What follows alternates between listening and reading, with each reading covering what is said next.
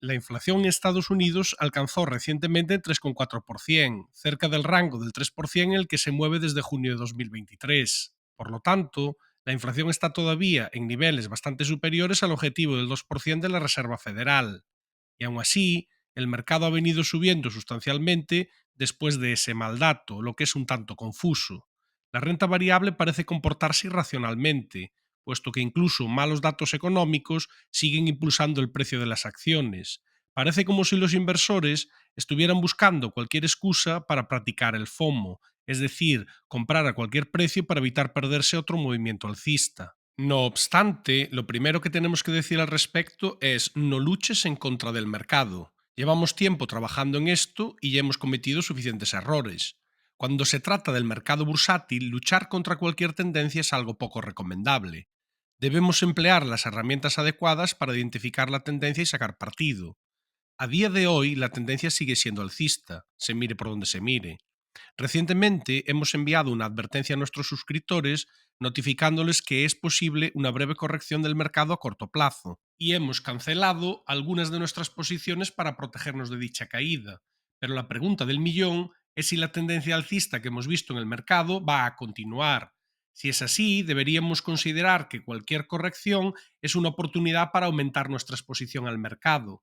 La razón por la que la bolsa sigue subiendo es una combinación de tipos de interés estables y aumento de beneficios empresariales. Si somos capaces de predecir cuánto durarán estas condiciones, podremos saber cuánto durará este rally bursátil. Vamos en primer lugar a echar un vistazo a los tipos de interés estables. La Reserva Federal es, en última instancia, la institución monetaria más poderosa del mundo y establece el tipo de interés de los fondos federales. La Fed subió los tipos de interés a lo largo de 2022 y hasta junio de 2023. Desde entonces los han mantenido estables y elevados, aunque ya se empieza a hablar de bajar tipos en algún momento en 2024, y desde que se ha mencionado una rebaja de tipos, el mercado de valores no ha hecho más que subir.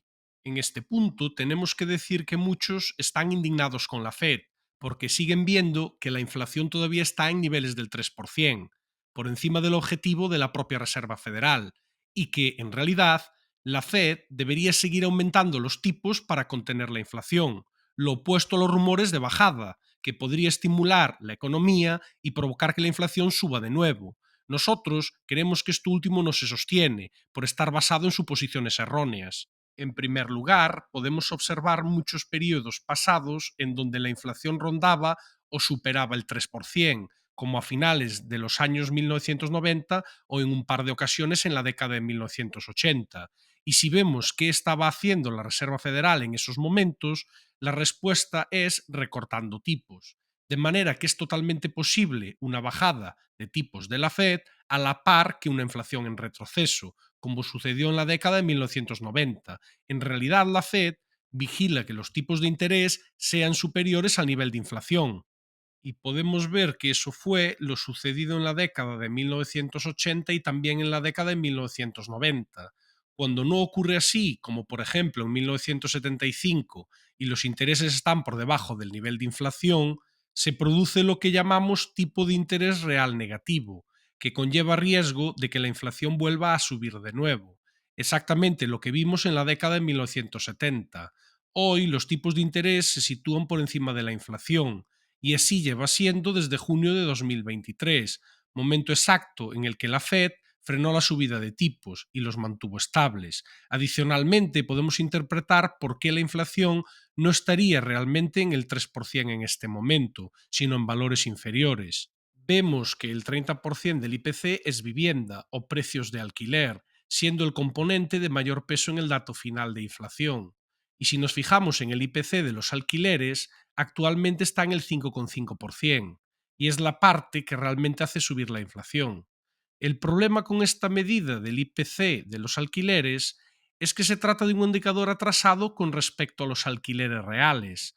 El IPC de los alquileres tiene en cuenta contratos de alquiler, a menudo de 2 o 3 años de duración, en lugar de considerar simplemente los precios de los nuevos contratos, que reflejan mejor los precios reales.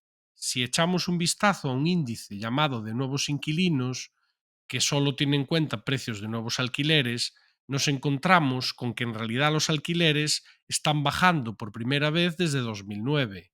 Es cierto que el precio del alquiler de vivienda se puso por las nubes entre 2002 y 2023, pero no es menos cierto que la mayoría de los datos recientes sugieren que se está produciendo un desplome del IPC de esos alquileres, que se encuentra actualmente en el 5,5% y eleva la inflación en su conjunto, aunque en realidad va a continuar bajando. Podríamos decir que los datos de inflación están totalmente manipulados y que no deberíamos fiarnos de los mismos. Es posiblemente así, aunque no podemos asegurarlo. Lo que sí sabemos es que la Fed usa dicha información como guía y eso es lo realmente importante. Los miembros de la Fed están viendo actualmente una inflación del 3% y es probable que continúe bajando y no subiendo en los próximos meses. Y así, en nuestra opinión, es normal que estén pensando en recortes de tipos. Si se proponen bajar los tipos de interés, sería una señal positiva para el mercado. Luego, sabemos que los tipos de interés se mantienen estables y posiblemente permanecerán estables. Pero, ¿qué sucede con los beneficios empresariales, que es la segunda razón clave por la cual la bolsa de valores ha continuado subiendo? Si examinamos las ganancias del SP500, vemos que han estado subiendo continuamente durante los 2 últimos años. ¿Es razonable que puedan seguir creciendo?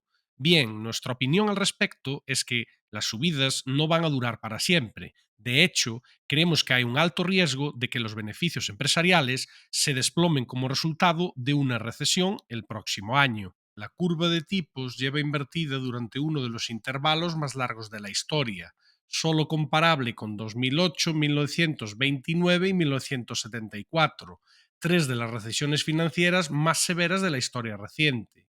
También encontramos una correlación directa entre el número de días con la curva de tipos invertida y la profundidad de la corrección bursátil durante la recesión que la sigue.